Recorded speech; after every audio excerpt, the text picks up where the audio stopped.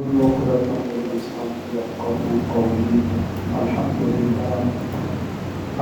لله الذي لم يزل عالما قديرا حيا قيوما سميعا بصيرا والصلاة والسلام على من أرسل إلى الناس كافة بشيرا ونذيرا وعلى آله وأصحابه وبارك وسلم تسليما كثيرا كثيرا. أما بعد فأعوذ بالله من الشيطان الرجيم. بسم الله الرحمن الرحيم. فلما بلغ معه السعي قال يا بني إني أرى في المنام أني أذبحك فانظر ماذا ترى. قال يا أبت افعل ما تؤمر ستجدني إن شاء الله من الصابرين. آمنت بالله صدق الله العظيم وبلغنا رسوله النبي الكريم الأمين. قال الله تبارك وتعالى في شان حبيبه مخبرا وآمرا إن الله وملائكته يصلون على النبي يا أيها الذين آمنوا صلوا عليه وسلموا تسليما. محبت علیہ الصلاۃ والسلام علیک یا سیدی یا رسول اللہ وعلى آلك وأصحابك يا سيدي يا حبيب الله. الصلاة والسلام عليك يا سيدي يا نبي الله وعلى آلك وأصحابك يا سيدي يا نور الله. مولاي صل وسلم دائما أبدا على حبيبك خير الخلق كلهم هو الحبيب الذي ترجى شفاعته لكل حول من الأحوال مقتحم.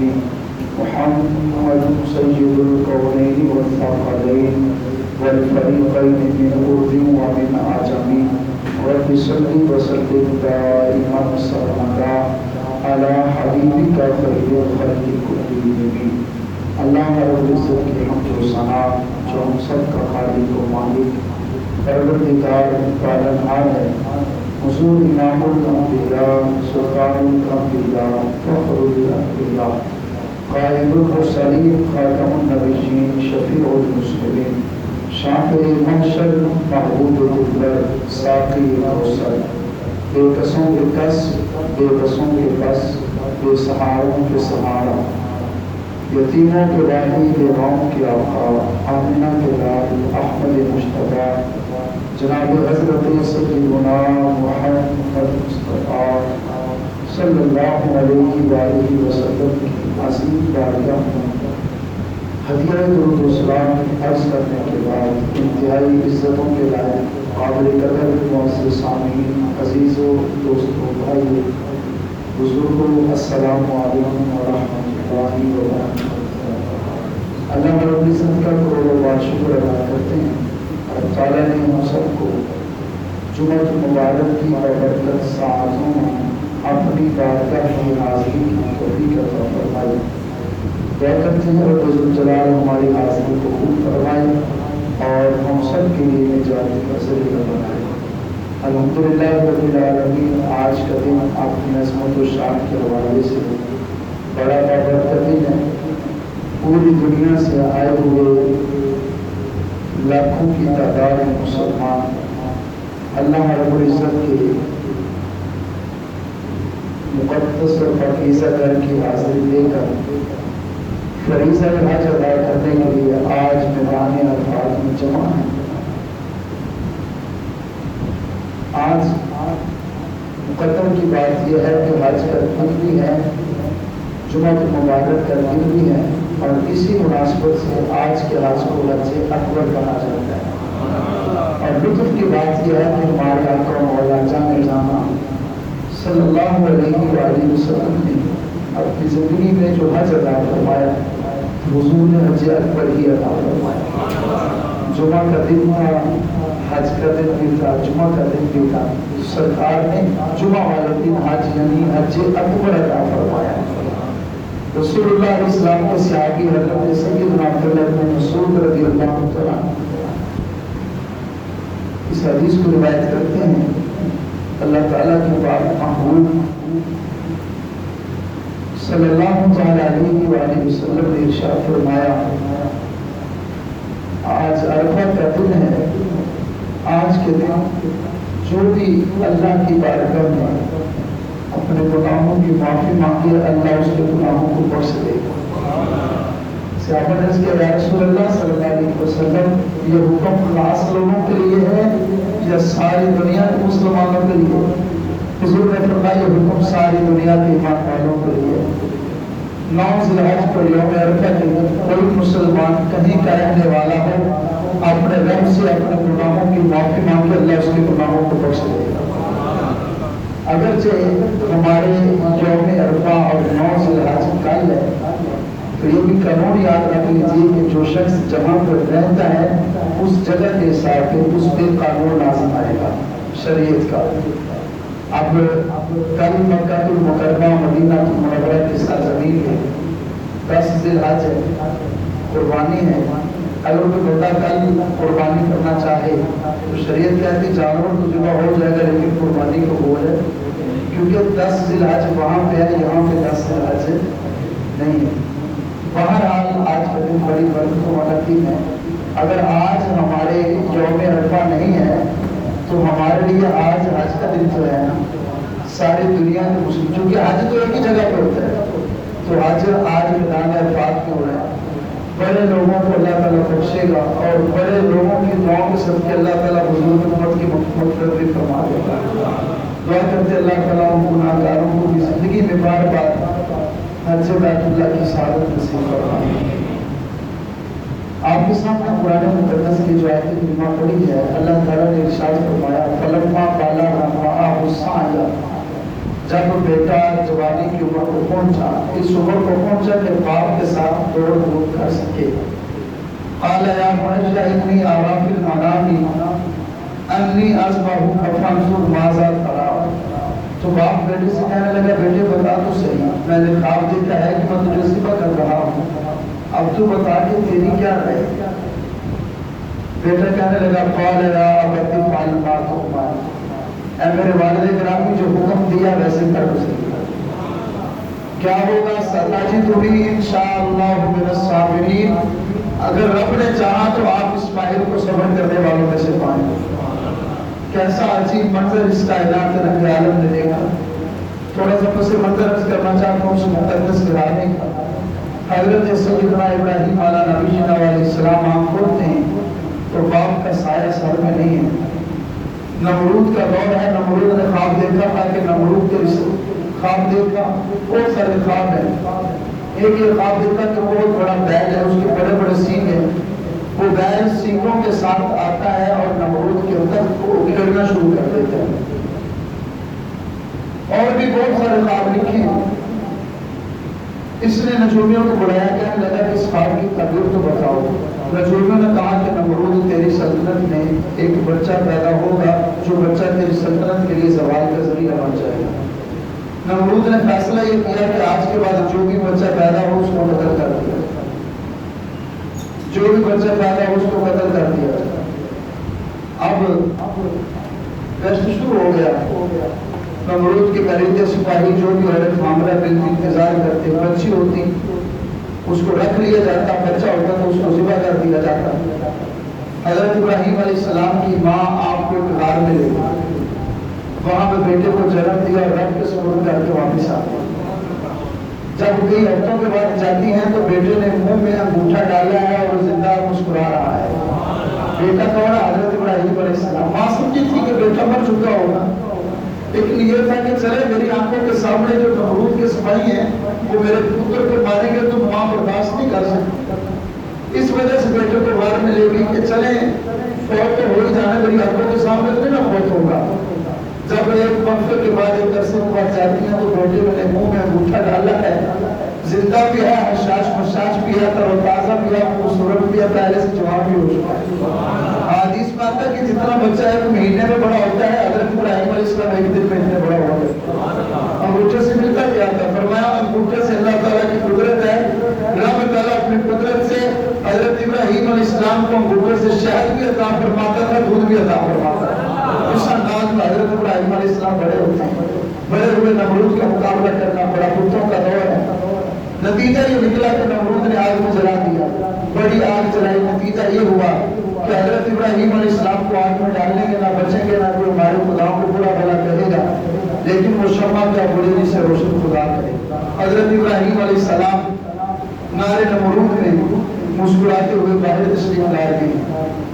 اب حضرت ابراہیم علیہ السلام کا وہاں پہ تبلیغ کرنا مشکل ہو گیا، تو حضرت ابراہیم علیہ السلام کے چچا جن کا نام حضرت حاران ہے، ان کی بیٹی ہے حضرت سارہ، انتہائی حسین و جمیل اور خوبصورت ہے، چچا کی بہن بیٹی بھی ہے، چچا ذات بہن ہے اور انتہائی خوبصورت ہے۔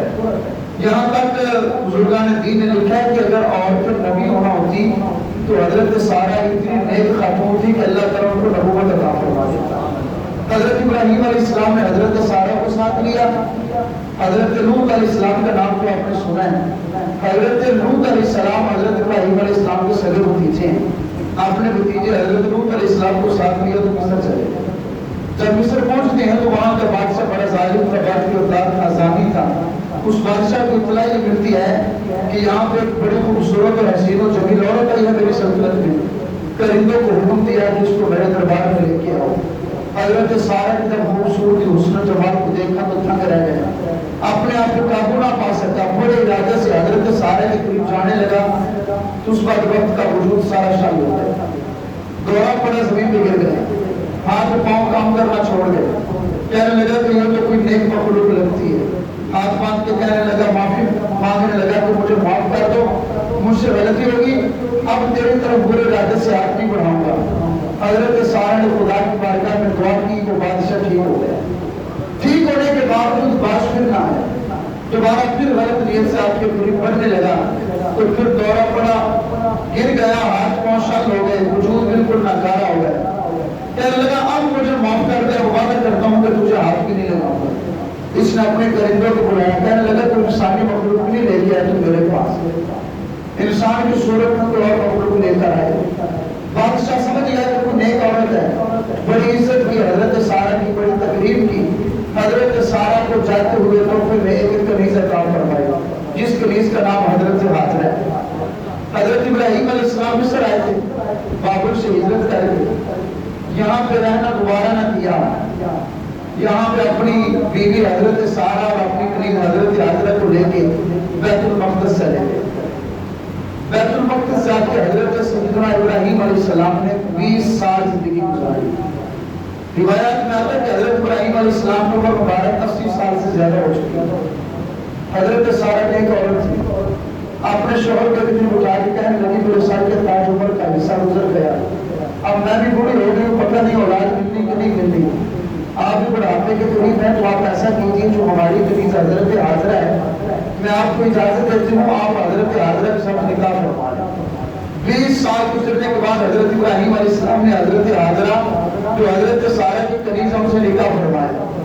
حضرت ہاجرہ کے بدلے اثر سے اللہ رب العزت نے ایک شہزادہ عطا فرمایا، جس شہزادے کا نام حضرت سیدنا اسماعیل علیہ السلام ہے۔ حضرت اسماعیل علیہ السلام جب پیدا ہوتے ہیں تھوڑی سی زندگی گزرتی ہے، وہ باپ جس میں 80 سال سے، ایک روایت میں آتا ہے کہ 86 سال سے زیادہ عمر ہے حضرت ابراہیم علیہ السلام، ایک روایت ہے کہ 92 سال عمر حضرت ابراہیم علیہ السلام کی جب اللہ تعالیٰ حضرت اسماعیل علیہ السلام کا بیٹا عطا فرماتا ہے، تو جس باپ نے ساری زندگی بیٹے کے لیے دعائیں مانگی، پھر اللہ بیٹا بھی عطا فرمایا تو اسماعیل جیسا حسین و جمیل خوبصورت شہزادہ ہو۔ ایک آزمائش گزر چکی تھی ولادت کی، حضرت ابراہیم علیہ السلام کس انداز میں پیدا ہو، دوسری آزمائش نار نمرود کی، تیسری آزمائش ساری زندگی اولاد نہیں ہوئی، چوتھی آزمائش سر پہ آ گئی، اگر اولاد ہوئی بھی ہے تو 80 سال جس نے دعائیں مانگی ہو وہ باپ ہی جانتا ہے اس کے دل میں بیٹے کی محبت کیا ہو، ہر باپ جانتا ہے اولاد والا کہ بیٹے کی محبت اولاد کا پیار کیا ہوتا ہے۔ بیٹا 80 سال کے بعد گھر میں آتا آنکھ کھولتا ہے، تمام تر توجہات کا مرکز دل میں محبت کی جگہ لے لی، تو یاد رکھیے گا حضرت ابراہیم علیہ السلام خلیل اللہ ہے، خدا کے خلیل ہے۔ بزرگان دین ایک نکتہ لکھتے ہیں، فرمایا خلیل وہ ہوتا ہے جس کے دل میں محبوب کی محبت کے سوا کچھ اور آ نہیں سکتا۔ حضرت ابراہیم علیہ السلام ایسا نہیں تھا کہ خدا کی محبت میں کمی آ گئی، یہ اللہ رب العزت نے انسانی فطرت میں اپنے ایک نظام رکھا ہے جو بندے مومن کے دل میں خدا کی محبت کی جگہ کی اور لے نہیں سکتا. جو اولاد کی محبت ہے یہ رب نے الگ محبت رکھی ہے. حضرت ابراہیم علیہ السلام کے آزمائش کا وقت آ گیا. فرمایا ابراہیم اپنی بیوی حضرت حاجرہ اور اس دودھ پیتے بچے بے آب و گیا وادی مکہ المکرمہ کی سرزمین کو چھوڑا. حضرت ابراہیم علیہ السلام سفر کرتے ہیں, کئی دنوں کا مکہ کی سرزمین پہ پہنچے. حضرت حاجرہ کو ساتھ تھوڑا سا پانی دیا, کھانا دیا, راشن دیا, جانے لگے. خاموش ہے. بیوی کہنے لگی سر کے تاج یہ تو بتا دیجیے کس کے حکم پہ چھوڑے جا رہے ہیں. حضرت ابراہیم علیہ السلام خاموش ہے, سمجھ گئے کہ خدا کے حکم پہ چھوڑے جا رہے ہیں. جب جانے لگے تو حضرت حاجرہ کتنی نیک ہیں, فرمانے لگی سر کے تاج یہ کھانا بھی لیتے چاہیے, جس رب کے بھروسے پہ چھوڑ کے جا رہے ہو وہ خدا ہمیں رزق کی عطا فرما دے. کئی سال بیٹا اپنے باپ کی نگاہوں سے اجل رہا. کئی مہینوں کے بعد آتے, بیٹے کو مل کے, بیوی کو مل کے واپس چلے جاتے. حکم خدا بندی یہ تھا کہ ان کے پاس رہنا نہیں, آزمائش تھی نا. اب یہ بیٹا بڑا ہو جاتا, بلوغت کی عمر کو پہنچا, 13-14 سال کی عمر. اب اس منظر کو خدا کا قرآن اپنے قرآن میں بیان فرماتا ہے. فلما بلغ معه السعي, جب یہ بچہ جوانی کی عمر کو پہنچتا ہے, باپ کے ساتھ توڑ دھوپ کرنے کی عمر کو پہنچتا ہے, قال یا بني إني أرى في المنام أني أذبحك فانظر ماذا ترى. اے میرے بیٹے میں نے خواب دیکھا ہے, میں تجھے ذبح کر رہا ہوں, تو بتا کہ تیری کیا رائے ہے. اب بیٹا کتنا فرما بردار ہے, بیٹا کتنا عظیم اور لائق ہے. یہ نہیں کہا باپ ساری زندگی مجھے اپنے وجود سے دور کر کے رکھا, اب جب بڑا ہوا تو مجھے ذبح کرنے لگا ہے. جان چھڑواتے ہیں اپنے بیٹے سے. باپ کہنے لگا قال یا ابتی افعل ما تؤمر, اے میرے باپ جیسے حکم ہوا ہے ویسے کرو. ستجدنی انشاءاللہ من الصابرین, اب قریب آپ مجھے صبر کرنے والوں میں سے پائیں گے. کائنات کے عالم میں تاریخ انسانیت نے ایسا منظر نہیں دیکھا. حضرت ابراہیم علیہ السلام اپنے بیٹے کو لے کے سفر کرنے کے لیے گھر سے نکلتے ہیں اور یہ فیصلہ کر لیا کہ آج اپنے بیٹے کو خدا کے نام پہ قربان کرنا ہے. اور یہاں پہ یہ بھی یاد رکھیں کہ نبی کا خواب وہی خدا ہوتا ہے. مجھے آپ میں سے کسی کو خواب آ جائے تو ہمارے لیے حکم نہیں کہ ہم اس خواب کو پورا کریں, نبی کو خواب آ جائے تو حکم ہے کہ اس خواب کو پورا کر گزریں. حضرت ابراہیم علیہ السلام نکلتے ہیں, یہاں پہ بڑی تفصیل ہے, کتنی مرتبہ خواب دیکھ رہا, کیا کیا سوچا. ان مناسبت کی وجہ سے یوم ترویہ بھی ہے, یوم عرفہ بھی ہے, یوم الاضحیٰ بھی ہے. حضرت ابراہیم علیہ السلام اگلا دن گزرتا ہے, 8 ذی الحج ہے. سوچو بچار کرتے رہے میرے رب کا حکم ہے بھی کہ نہیں.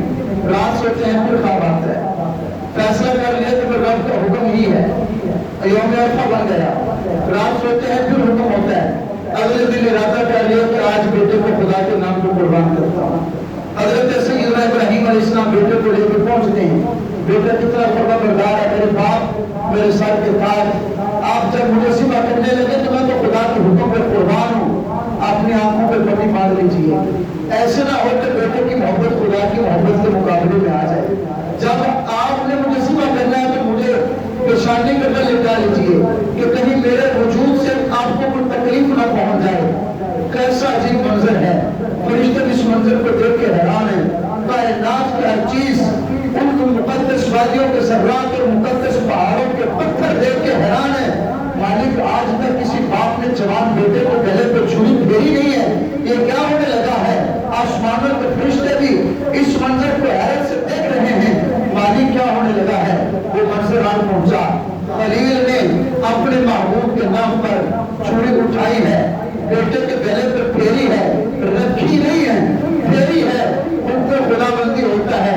ان پر خدا بندی کیا آیا, فرمایا فلما اسلما وتلہ للجبین, جب دونوں نے رب کی فرما برداری کر لی, ابراہیم نے بیٹے کو پیشانی کا بل لٹا دیا. فنادیناہ یا ابراہیم, اللہ فرماتا ہم نے صدا لگائی ہے ابراہیم قد صدقت الرؤیا, بے شک تو نے اپنا خواب سچ کر دکھایا ہے. تو نے قربانی کا حکم جو تجھے دیا تھا اس حکم میں تو پورا اترا ہے. انا کذالک نجزی المحسنین, فرمایا بے شک ہم نیک لوگوں کو اسی طرح جزا عطا فرماتے ہیں. حضرت ابراہیم علیہ السلام مطمئن ہے, رب تیرا شکر ہے تو نے میرے بیٹے کی قربانی قبول کی. ارادہ یہی ہے, دل میں خیال بھی یہی ہے کہ یہ بھی بیٹے کو ذبح ہے, لیکن جو مالک کرنا چاہے ویسے ہوتا ہے. جب آنکھوں سے پٹی کھولتے ہیں رب کا شکر ادا کر رہے ہیں, ننھے اسماعیل کھڑے مسکرا رہے ہیں، جنت سے آئے ہوا بیٹا ذبح ہوا پڑا ہے۔ رسول اللہ صلی اللہ تعالیٰ علیہ وآلہ وسلم کے صحابی حضرت سیدنا زید بن ارقم، چونکہ آج ہمارا تھوڑا سا موضوع تھا قربانی کا پس منظر، یہ ہے وہ قربانی۔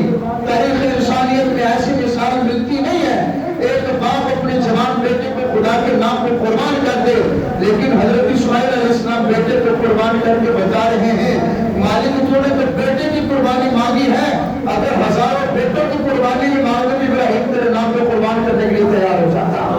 حضرت زید بن ارقم فرماتے رسول اللہ صلی اللہ علیہ وسلم سے پوچھا گیا یا رسول اللہ صلی اللہ علیہ وسلم ما هذه الضاحی، حضور یہ قربانیاں کیا ہیں؟ فرمایا سنت ابیکم ابراہیم، تمہارے باپ حضرت ابراہیم علیہ السلام کی سنت ہے۔ اللہ رب العزت نے فرمایا پیارے ابراہیم میری خاطر، میری محبت میں، میری رضا میں اپنے جوان بیٹے کو قربان تو نے کیا ہے۔ ابراہیم سن لے پھر قیامت تک تو خدا تیری اس ادا کو باقی رکھے گا، تیری ادا پسند اتنی آئی ہے قیامت تک تو خدا تیری اس ادا کو باقی رکھے گا۔ حضور فرمانے لگے سنت ابیکم ابراہیم، تمہارے بابا حضرت ابراہیم علیہ السلام کی سنت ہے۔ صحابہ نے پوچھا یا رسول اللہ ہمیں کیا ملے گا؟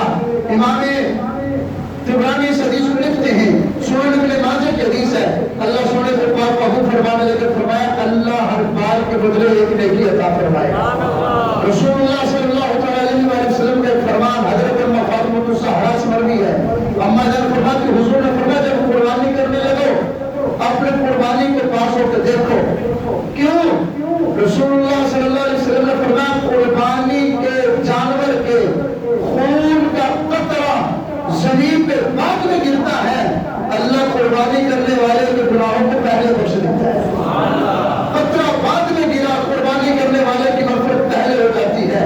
اما فاطمہ الزہرا سے لگی یا رسول اللہ صلی اللہ علیہ وسلم یہ حکم ہمارے لیے ہے یہ سارے انسانوں کے لیے ہے؟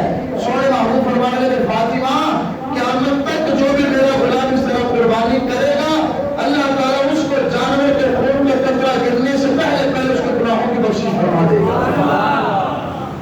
نزہۃ المجالس، اس میں حدیث پاک حضرت سیدنا وحد بن منبہ رضی اللہ عنہ اس حدیث کے راوی ہیں، فرمانے لگے حضرت داؤد علیہ السلام خدا کے نبی ہیں، حضرت داؤد علیہ السلام نے اللہ رب العزت کی بارگاہ میں التجا کی مالک امت مصطفیٰ تیری رضا کے لیے تیری راہ میں اپنے جانوروں کی قربانی دے گے تو مصطفیٰ کی امت کو کیا عطا فرمائے گا؟ حدیث بڑی قابل غور ہے، بڑی دل نشین اور بڑی خوبصورت حدیث ہے۔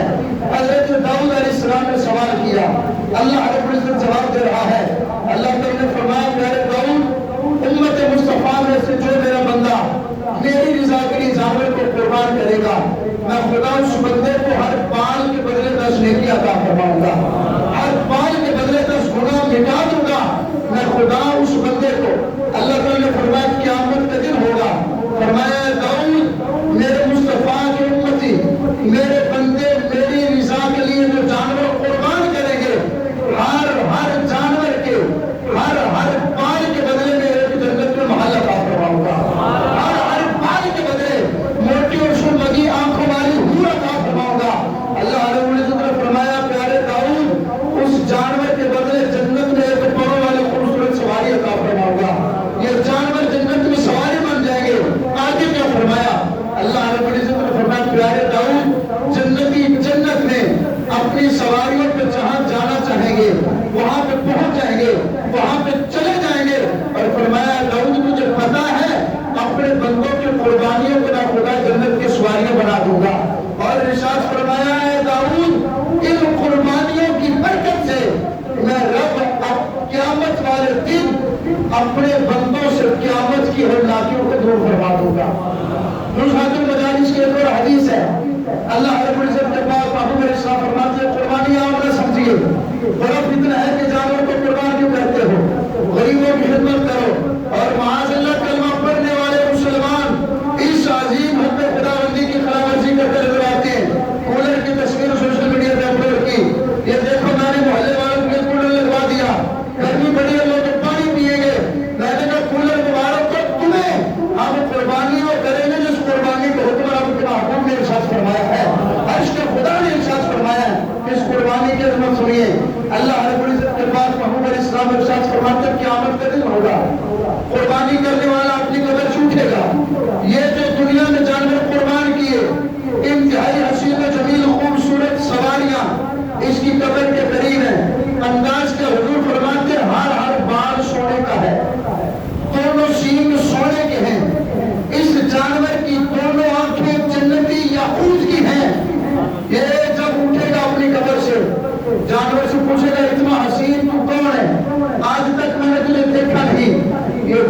کہے گا میں وہ ہوں جسے تو اپنے رب کے نام پہ قربان کیا کرتا تھا۔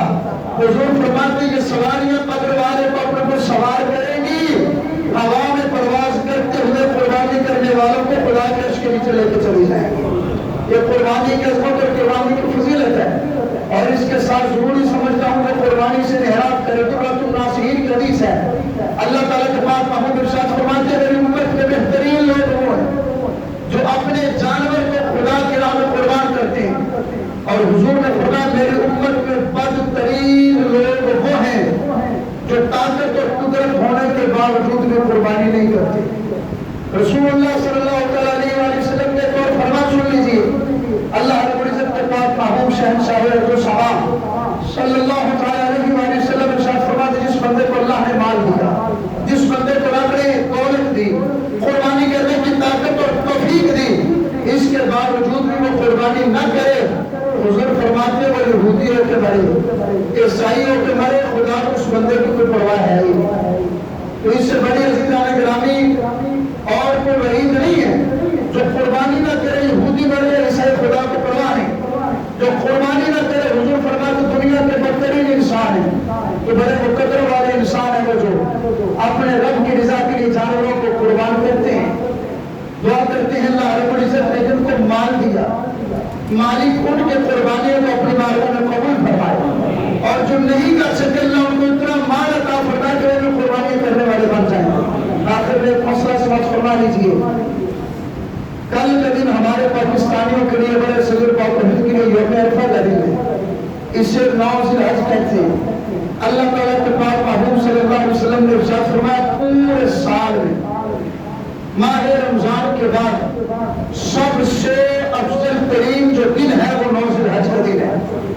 حضور فرماتے ہیں جو 9 ذی الحج کا روزہ رکھے، صحیح مسلم کی حدیث آتا فرماتے اللہ تعالیٰ ایک سال کے پچھلے اور ایک سال کے آنے والے گناہوں کو بخش دیتا ہے۔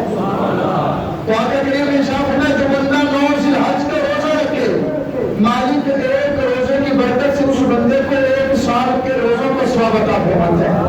آپ نیت کیجئے کل 9 ذی الحج ہے، ارادہ فرمائیں کہ انشاءاللہ ہم خدا کی رضا کے لیے روزہ رکھیں گے۔ آج شریعت میں ایک لفظ ہے ایام تشریق، کتنے ہیں؟ 9 ذی الحج سے لے کے 13 ذی الحج تک پورے سال میں 5 دن ایسے جن دنوں کو ایام تشریق کہتے ہیں۔ کیا کہتے ہیں؟ موقع سے بڑھئے ایام تشریق، یعنی تشریق کے دن 9، 10، 11، 12، 13 5 دن، ان کو ایام تشریق کیوں کہتے ہیں؟ ان 5 دنوں میں 9 ذی الحج کی فجر کی نماز سے لے کر 13 ذی الحج کی عصر کی نماز تک ہر فرض نماز کے بعد ایک مرتبہ بلند آواز سے تکبیر پڑھنا واجب ہے۔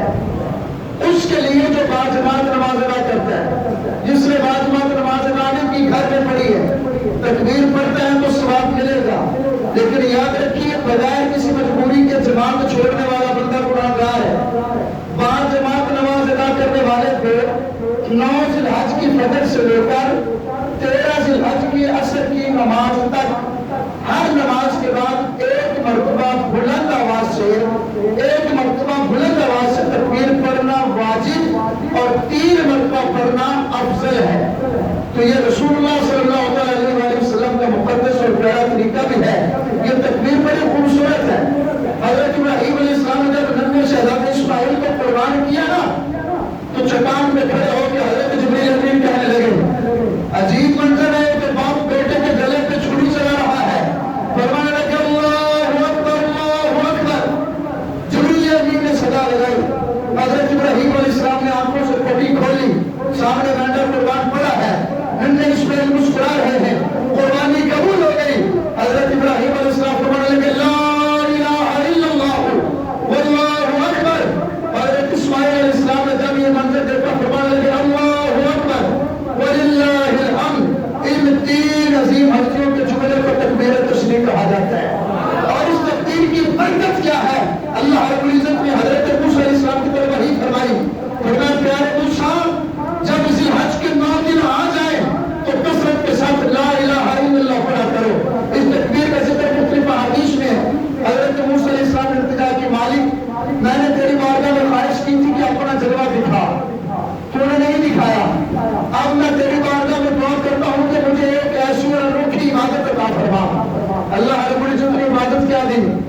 موسیٰ جب ذوالحج کے 9 دن آ جائے، ذوالحج کا مہینہ آ جائے تو کثرت کے ساتھ لا الہ الا اللہ اللہ اکبر پڑھنا ہے۔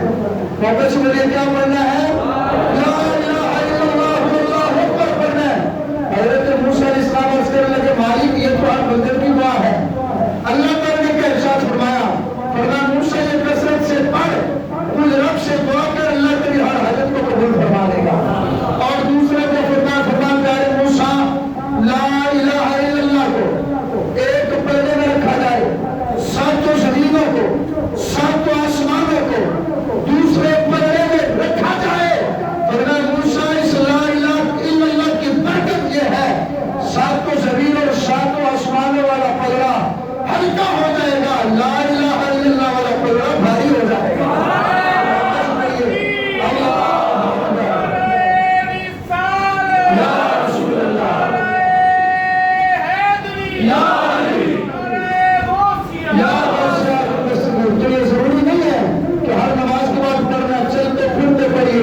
عید کی نماز پڑھنے جائے تکبیر پڑھتے رہیے، عید سے واپس آئے تکبیر پڑھتے رہیے، ابھی سے شروع کر لیجیے۔ 9 ذوالحج کا روزہ انشاءاللہ رکھنا ہے۔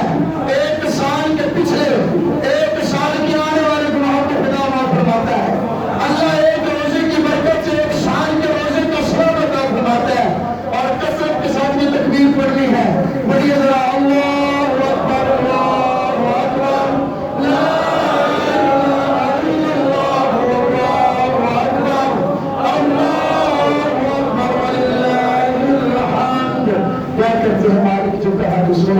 اپنی باتوں میں قبول فرمائے۔